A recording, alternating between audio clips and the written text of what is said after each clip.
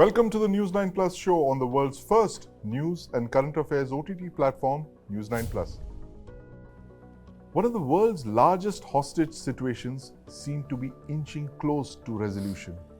The Qatari Foreign Ministry has said that Hamas and Israel have agreed on a humanitarian pause in Gaza hostilities for 4 days, subject to extension. The starting time of this extension will be announced within the next 24 hours.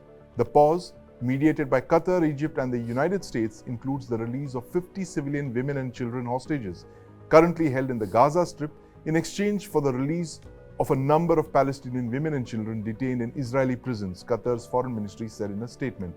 Now, joining me to talk about these fast-paced developments is Executive Editor News9 Plus, Aditya Rajkaul. Aditya, welcome to the News9 Plus show. Thank you.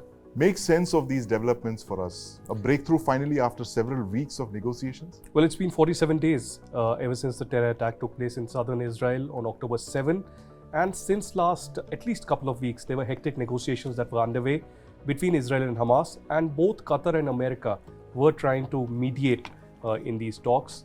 From Israel, the priority was to release as many hostages as possible. As we know till now, only 4 of the hostages were released on humanitarian grounds, and 1 was released forcibly in an operation that Israeli IDF had launched in Gaza. So only 5 of the total hostages have been released till now. There are 2 to 3 other dead bodies that have been recovered as well. So around about 234 hostages are still there in an undisclosed location in Gaza. So it's a big talking point. It's a big development that there's been a consensus on a ceasefire.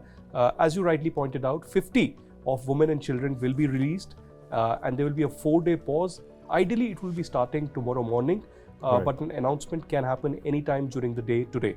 And for an additional day after 4 days, if there is an extension of the ceasefire, for every day that the ceasefire will continue, 10 hostages could be released. Hamas has not confirmed that. We'll have to wait and watch what happens. But also, apart from the 50 hostages that will be released by Hamas, there will be 150 Palestinians, including children and women who are in the Israeli prisons, that will be released also in a step-by-step manner over the next 4 days. Now, the Qataris, Aditya mentioned that there were some logistical challenges, facing this agreement a few days back. What could these challenges be? The foreign minister said that the challenges facing the agreement are just practical and logistical, he said. Is it possibly a place to exchange these hostages? Firstly, it may appear that there's a consensus in Israel over this hostage deal. Right. There isn't. There was an overnight meeting in the war cabinet. There was a national security meeting, and then there was a government meeting. So there are 3 different meetings that were underway through the night, and there was a lot of opposition that Benjamin Netanyahu actually faced, saying from his opposition colleagues, and some within the government as well, saying that Hamas was gaining much more than Israel was in this deal. Right. So why are we trying to relent and give way to Hamas trying to dictate terms to Israel in this case? But anyways, it's been a hard call for Israel that has been taken. But coming to your question, and that's a very important question about the logistics and the role of Qatar as well, predominantly in this hostage deal and overall as well. I would actually assume that this is absolutely related to how the release will be taking place. From Gaza, of course, they can be handed over to the IDF, and the IDF can bring back the hostages. But the Palestinians who will be released, 150 in number, where will they go? Will they be sent to Jordan? Will they be sent to Qatar? Will they be sent to Egypt? So that's a logistical challenge that will be looked into. But it's likely that Egypt may come to the rescue in this particular case, and they would be released in Egypt. But even if those 150 people are released in Egypt, where will they ultimately go? Will they come back to Gaza, or will they actually seek refuge elsewhere? Right. And Aditya, this thing about Qatar becoming this negotiator, this mediator in the Middle East, how did that begin? It started with the Taliban. We know that they negotiated the accord in 2020, Doha Accord, which led to the end of the US Well, it may appear that it started with the Taliban, but this has been happening for years together. Right. In fact, that's a very integral part of the Qatari diplomacy and foreign policy. Qatar, in the year 2020, in the United Nations also mentioned that peaceful resolution to conflicts is predominant to the foreign policy of Qatar. But it's a very interesting, development in the sense that if one in depth tries to study the Qatari model of the conflict resolution, you'd realize that they have been giving shelter to all sorts of anti-social elements, terrorists, designated terrorists for a very long time, including the Taliban, the Hamas, and in fact, several Pakistani terrorists as well. Yes. And then they inch closer towards a peace settlement. Many would question that, the Doha agreement that happened with the Taliban, of course, did not keep their end of the bargain. Yes. They forcibly occupied Kabul. So it wasn't really a peaceful resolution that is being talked about. Same with Hamas. The top leadership of Hamas for years together has been living in villas, a comfortable, luxurious life in Qatar, perhaps getting sponsorship from Qatar as well. So how can Qatar continue to, say that they are for conflict resolution while in their backyard, all the snakes of the region and the globe and designated terrorists continue to survive. In fact, they were the first to allow the Taliban to open an office there, and that was more than a decade ago, and that's how the Taliban were kind of mainstream for the talks. But it's very interesting that Qatar, a country that's so tiny, it's literally a suburb of New Delhi, the population of Qatar, but it's managed to punch way above its weight and give us grief with the capture of the trial, the death sentence of 8 Indian naval personnel in Qatar. So where is that at now, Aditya, while we are talking on Qatar? Well, firstly, I'm surprised that Qatar hasn't entered Kashmir yet. I mean, giving shelter to a lot of terrorists. I'm sure that a lot of Pakistani terrorists, once the heat really increases, could take shelter in Qatar, and then Qatar could knock India's door and say that, hey, we are here for a third-party settlement. India, of course, won't agree to that. But your more important question about the 8 Navy personnel, the veterans, well, as of now, the Indian government has said that they have appealed the decision of death penalty that was given by a lower court in Qatar. There is no other legal avenue that is visible. Diplomatically, yes, there are backroom talks that are underway, and a lot of countries, including the US, could play a significant role if there is a diplomatic resolution that finally all these countries arrive at. But as of now, an appeal has been sent out. The families are hopeful that the appeal will be listened to, and as per the legal formalities, there will be a basic and fundamental trial that will be given to them. But unfortunately, it's been more than a year, and 8 of these Indian Navy veterans continue to be in solitary confinement. And that's a very unfortunate development. I mean, there seems to be some kind of a vengeance with which the Qatar is dealing with this particular case. They have accused the Indian Navy veterans of spying, of espionage, but nothing has been shared in the public domain. The details of this so-called espionage, which India is vehemently denying. And that Qatar is a country that we'll be looking at very closely for more reasons than one, Aditya, as you just mentioned.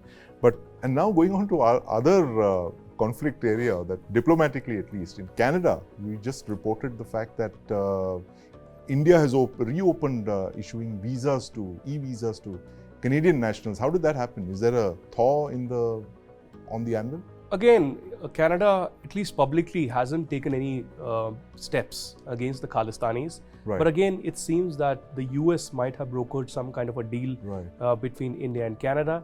The Five Eyes intelligence has been playing a predominant role ever since the Canadian Prime Minister accused India of killing Hardeep Singh Nijjar, the Khalistani terrorist. The relations have been sour. It's been more than 2 months now, and there have been threats continuously being issued by the Khalistani terror groups against India. So as of now, only today, the Indian government has decided that e-visas will be given to the Canadian nationals. So it seems that most of the visas have now been approved, and normalcy, at least in the diplomatic ties, is back to normal. It's back to normal. And meanwhile, let's not forget Gurpatwant Singh Pannu, this one-man show, whom the NIA has booked as an individual terrorist. He's out with a new series of threats. Yes, not surprising. Gurpatwant Singh Pannu, for years together, has been, indulging in this kind of a rhetoric. He issues these videos that are more funny than threatening, and in fact, goes on to threaten not just the Indian government, the Indian people, but the Sikh community as well, saying that you cannot board the Air India or Air Canada that travels to New Delhi. In fact, only yesterday, Malak Singh, an accused who was in touch with Gurpatwant Singh Pannu and Sikhs for Justice, has been arrested by the Delhi Police Special Cell, and this person was actually involved in writing graffitis all across the national capital during the G20, threatening the Indian government. And he was in touch with Gurpatwant Singh Pannu, some person who was radicalized in back of beyond village in Punjab, not much links with terrorists or carrying any ammunition. But the more important development that has just come in, the NIA as we speak is raiding multiple locations in Punjab and Haryana over the attack on the Indian consulate in San Francisco involving criminal trespass, vandalism, damage to public property, attempt to harm consulate officials, arson, and attempts to set the building on fire. Now, Sandeep, you would remember that earlier this year in UK as well, there was an attempt in which the NIA had registered a case. As luck would have it, the main person who actually removed the Indian flag actually died of cancer. He was a prominent Khalistani. But there was another arson attack apart from UK and Canada in San Francisco where the Indian consulate is situated. The outer periphery of that area was burnt and gutted by the Khalistani terrorists, and now the NIA has registered a case and there are raids underway in Haryana, Punjab and Delhi where more people are likely to be arrested in this case. Right. Is this the first time, Aditya, this kind of action is being undertaken by any government agency against overseas disgruntled elements? We've not seen this happening ever before. I think this year, I wouldn't say today's raids are fresh, but I think this year, the kind of speed, alacrity that the NIA has really shown clearly signifies a paradigm shift in the national security policy of the Ministry of Home Affairs and the National Security Council that clearly indicates that they are not going to look the other way. And I think the final nail in the coffin was the Indian flag that was forcibly removed from the Indian High Commission in London. And that's what led to a huge controversy in UK and in India. And there were demands by the people of India that there needs to be swift action. So there was pressure mounted on the agencies in UK, after which a lot of arrests happened. And the NIA also visited UK, spoke to the consulate officials. A lot of people were identified through the CCTV. And then those names have been put out in public and those people are wanted now. And the same things are being repeated for Canada and US, where again Indian consulate and Indian missions have been attacked by the same Khalistani elements. But is this having any kind of deterrent effect on these extremist elements who do these kind of things, with such impunity? Firstly, these Khalistani elements, their aim is to obviously intimidate and threaten the Indian government, but more so, they want to germinate the seeds of Khalistan yet again in India, in the Indian Punjab. They haven't been successful with that. In Indian Punjab, there isn't any resonance of Khalistan. They cannot recruit many people. Of course, people are hurt by the Blue Star operation. People are very emotional about the killing of the Sikh community after the Indira Gandhi's killing in New Delhi and in northern India. Those are episodes that people will not forget. But ultimately, Khalistan isn't something that the Sikh community is demanding, and that's a setback for the Khalistanis. But having said that, of course, Khalistan, ideology is alive in Canada, US, UK, and Australia. Beyond that, I don't see any Khalistan. And yes, these actions of the NIA, of the Indian government, are a huge deterrent if pressure is mounted on these countries to act. But often we have seen, for instance, US and Canada use such tactics to further their foreign policy with India. Well, clearly, and the way Gurpatwant Singh Pannu has been given shelter in the United States and free to travel and preach the kind of hatred, that just tells you how he seems to be in the pay of some foreign agencies. And Pannu is both an American and a Canadian citizen. We keep on harping on Canada, but if US had the intention and the intent, then certainly Pannu would have been arrested, because most of the times he's based in New York. He calls himself Legal Counsel of Sikhs for Justice, a body that has been banned under the UAPA in India. It's a terror organization. And India and US have strategic ties, both in intelligence and several of the agencies, including the NIA. Which bears the question, where have we asked for his extradition yet? Given the fact that the NIA has now declared him a terrorist, say like any of the LET terrorists or David Headley, for instance, is there a possibility he could be extradited? I think his details have been shared with Canada. I'm not sure about the United States, but his details has been shared with Canada.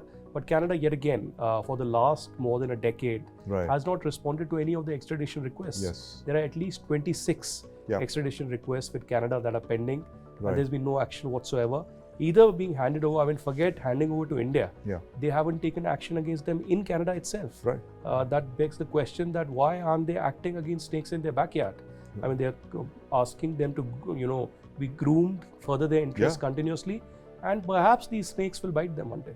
That's increasingly the point that we've been raising on this show time and again, Aditya, the snakes in their backyard, and the fact that Canada has featured a Waffen-SS soldier in Canada's parliament. That just tells you the kind of ignorance that seems to exist in And what those has parts. also happened, Sandeep, is that instead of Khalistan becoming a huge topic in India or Khalistan finding resonance in Punjab, organized crime in Canada has increased multifold Yes. ever since Canadian Prime Minister has looked the other way and let Khalistanis... There are gang wars of the kind we don't see in India anymore. Absolutely. It's So it will be shootouts and- trouble for Canadian citizens, and that's already visible. The killings have begun, contract killings are continuing, threats, intimidation are continuing, and RCMP hasn't been able to do much to tackle that. From extremists to an extreme situation that's developing in the Indian state of Uttarakhand. It's been 10 days since 41 workers were trapped while digging a tunnel, and we've seen the first visuals of 41 workers wearing helmets and standing inside a cavern around 60 meters inside a mountain. The video was captured by a camera fed through a pipe by rescuers on the surface. News9's Nivriti Mohan is on location at Uttarkashi. Let's see her walkthrough report from earlier in the day. The authorities and the agencies working for the rescue of workers stranded inside the tunnel are very hopeful of, and the first plan that they are working on is on the Silkyara Barkot tunnel's Silkyara face, which you can see on our camera right now. The auger machine is being used to insert pipes through the debris that has fallen inside the tunnel, and the debris is around 60 to 70 meters in width. That has and the pipes are being inserted through the debris, and the 60 to 70 meters distance has to be covered. Right now, until now, around 39 meters of the distance has been covered, which is a very positive update. That means that more than half of the digging has been done, half of the drilling has been done, and not even half of the drilling is remaining to reach the workers. So the pipes that are being used to insert inside the tunnel through the debris to reach the workers are these kind of pipes. These are the pipes, and this is the last lot that is to be inserted inside the tunnel through the debris. So this is 900 mm pipe that you're seeing right now, and it has enough space for workers to crawl through it and come out through these pipes. So there are three kinds of pipes that are being used. This is 900 mm. Then again 800 mm pipes are also being used, and 700 mm pipes are also being used. So this is the last lot, and when these pipes will be inserted inside the tunnel, this will mean that you have reached the workers, and authorities and agencies are very hopeful of reaching them very soon, because half of the distance to reach them is already being covered. It's a daunting challenge indeed, and let's look at what's facing the rescuers. Now, this is the mouth of the tunnel, which is being blocked now, and that's where the workers are stuck, and that's the debris field. It's several tons of rock that's just caved in, and that's the rescue attempts that are going in through the tunnel. And in fact, there are 5 parallel rescue attempts that are underway right now. There are 3 on the surface and 2 vertical drilling by the SG, VNL and ONGC, all of which are trying to reach the workers. And we are being told that it could take 2 days, or it could go up to a month.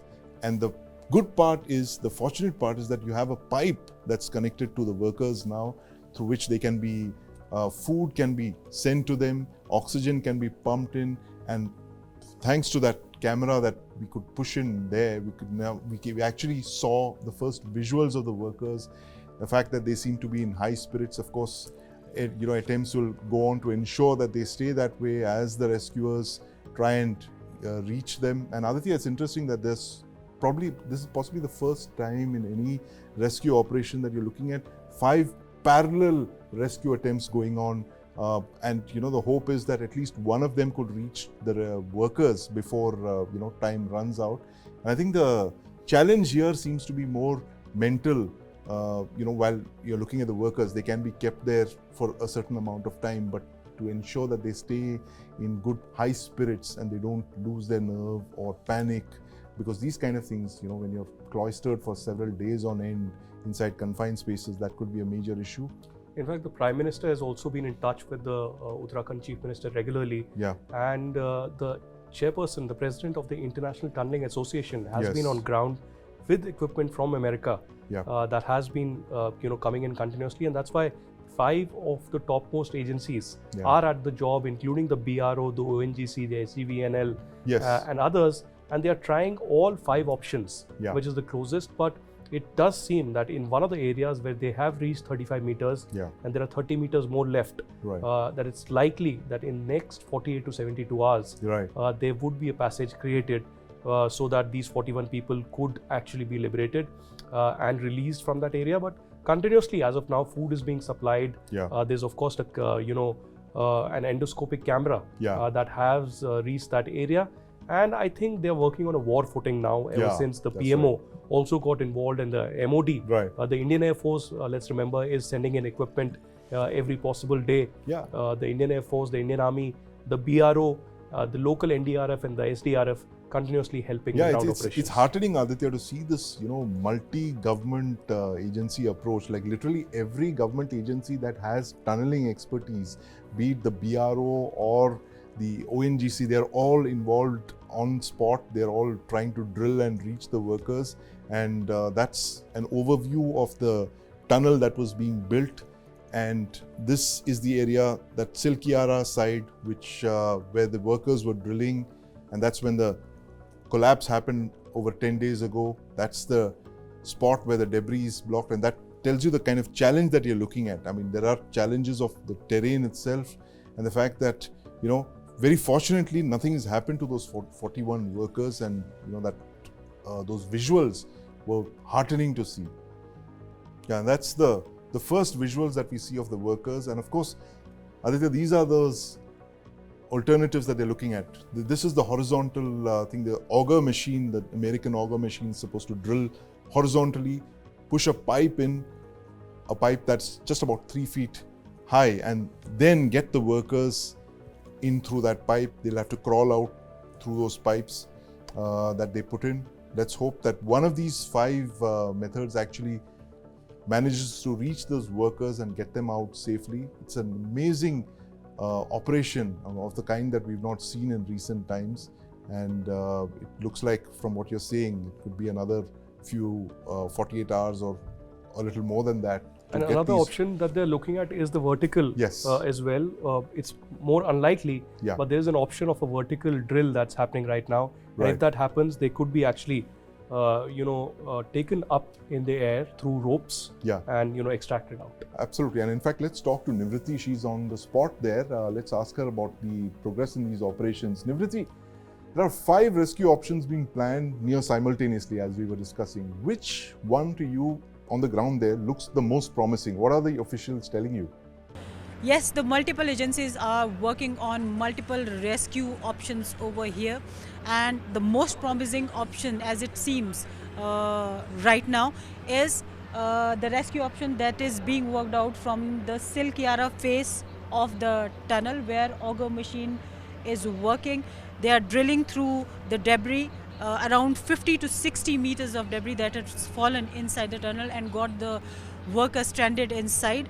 They are drilling through the debris, and according to the latest update that we have got from the authorities, 45 meters of the drilling has been done. Pipes have been inserted through the drilled portion of 45 meters, and this is out of 57 meters that they have to drill.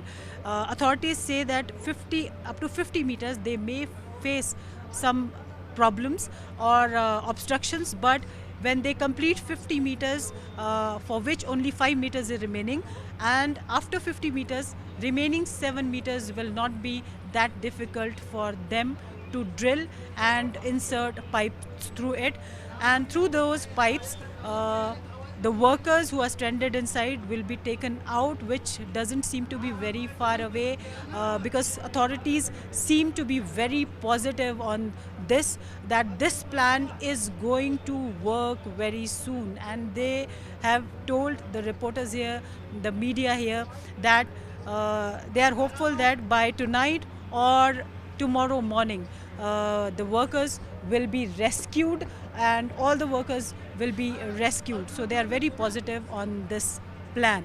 The other plans that they were working on was the vertical drilling plan, that they wanted to drill horizontally from the right and left wall, and they were also planning to drill through from the other face of the tunnel. So, but the most effective plan and the most promising plan that they are working on war footing is this plan, where they are drilling on through the 50 to 60 meter of debris that has fallen from the Silk Yara side of the tunnel. What are the biggest logistical challenges for all these multiple rescue agencies that are attempting to drill their way and rescue the workers? Yes, they are facing challenges, be it any plan, be it the plan of vertical drilling, be it the plan that they are drilling through Silk Yara face of the tunnel or the other side of the tunnel. So they are facing challenges. Since we are talking about the first plan, that is the face of the Silk Yara tunnel through which they are drilling right now on war footing. So let us talk about the challenges that they may face on this side of the tunnel. And on this plan is that authorities, when we spoke to them, they told us that up to 50 meters is the sensitive stretch that they may face difficulties in terms of obstructions of falling rocks, falling debris inside the tunnel, which may stop the work, which may stall the work, it may damage the machine, and if the machine gets damaged, the work may get stalled for a few more days. But when the 50 meters is done, another 7 meters, the remaining 7 meters will not be very difficult for them to drill through, but the only difficulty is up to 50 meters, out of which 45 meters they have already done, 5 meters is remaining. So the authorities are hopeful that they won't be facing more obstructions now. Now, it took the rescuers nearly 10 days to finally make contact with the workers. How are the workers doing so far? They look good on the visuals that we just saw. How are they doing so far? And, again, that question, why did it take so long to reach them? Yes, the authorities have been talking to them, talking to the workers. A microphone and a speaker were inserted through the pipelines, which are already inserted into the tunnel.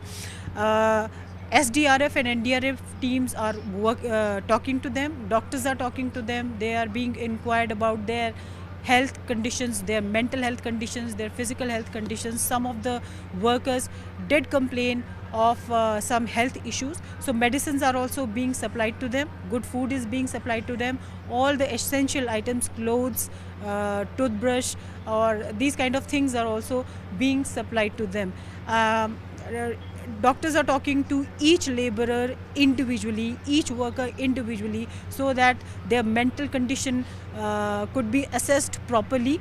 And they are being told that it's not much time for them to remain inside. They will soon be out of the tunnel, because the work is progressing at a fast speed. And when they heard about the progress of the work and some positive things coming out of the authorities and told to them, so they were very hopeful that they will be out of the tunnel soon.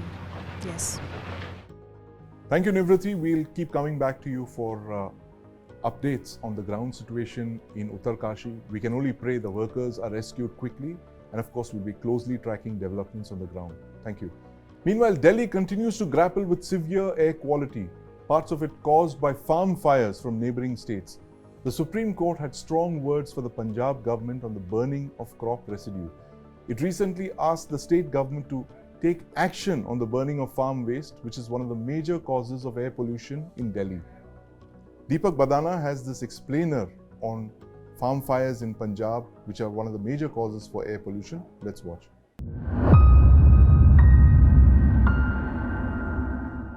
Have you ever wondered why farmers resort to stubble burning?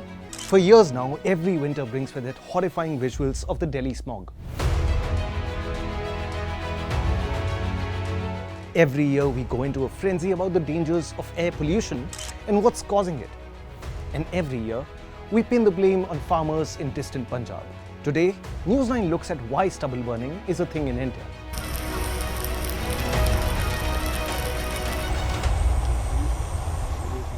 Now, paddy in Punjab yields high profits due to stable economic returns, free power for irrigation, and central government procurement and minimum support prices. With over 2 million farmers cultivating various paddy varieties on over 31 lakh hectares, Punjab needs to manage approximately 20 million tons of paddy straw annually. Of this, an estimated 15 million tons is burnt in open fields. Using combines to harvest paddy leaves stubble that is labor-intensive to remove. Stubble burning is simply convenient, requiring neither additional labor nor new harvesting machinery. Punjab's water conservation law from 2009 allows only a brief 2 to 3 week period for sowing paddy. Conversely, farmers must complete the harvest and sow the next crop within a stipulated 15 to 20 day period. This time constraint leads farmers to resort to stubble burning. In 2017 alone, the state government collected nearly 65 lakhs in fine for burning crop residue. The government also authorized and subsidized the use of specialized farm machinery. In 2018, Punjab also announced a $1 million global fund for the development of new technologies to tackle paddy straw. But these efforts have all failed, either due to a lack of awareness or simply a lack of resources. Meanwhile, there's another raging fire that should concern us. This one's across India's borders in Myanmar. An alliance of rebel groups has launched an offensive against the ruling military junta. The army is rapidly losing territory and refugees, including government soldiers, are spilling across the border into India. The MEA has issued an advisory for Indians to immediately register with the Indian Embassy in Yangon in case of an emergency. We leave you with this documentary on the mayhem in Myanmar. Thank you for watching. On October 27, 2023, the world awakened to a new crisis. A new turn in a 70-year-old civil war. One that has grave implications not just for India, but also regional stability in Southeast Asia. Today, News9 looks at the mayhem in Myanmar.